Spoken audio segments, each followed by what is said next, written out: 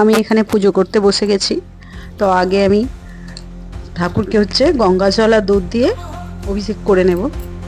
তো এই গঙ্গা জলটা মহাকুম্ভের গঙ্গা জল। আমার দেওর গিয়েছিল মহাকুম্ভে, সেখান থেকেই গঙ্গা জল এনে দিয়েছে। তো সেই গঙ্গা জল দিয়ে আমি আজকে ঠাকুরকে অভিষেক করছি।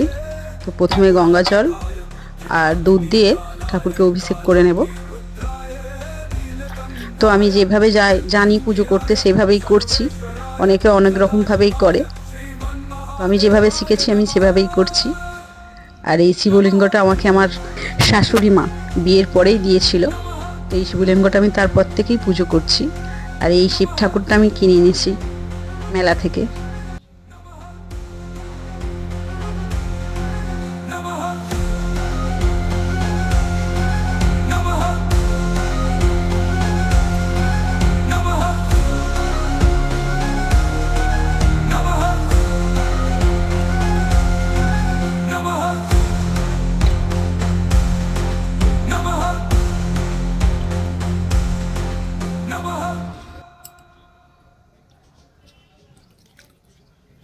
তো আমার অভিষেক করা হয়ে গেছে। আমি এবার ঠাকুরটাকে আমারই শাড়ির আঁচল দিয়ে একটু ভালো করে মুছিয়ে দেব, কারণ আমি খুব একটু শিবের ভক্ত, একটু শিব ঠাকুরকে বেশি মানি, শিবেরই বেশি পুজো করি। তো ভালো করে একটু মুছে নিলাম, দিয়ে এবার ফুল দিয়ে সাজাবো ঠাকুরকে, সিংহাসনে বসিয়ে দেব, দিয়ে সাজাবো।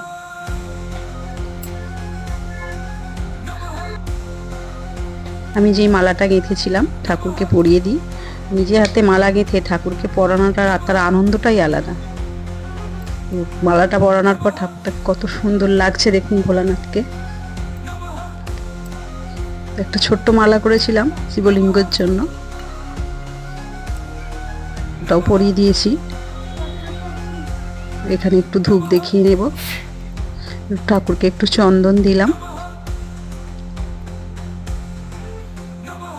দেওয়ার পর একটু ধূপ দেখিয়ে নেব।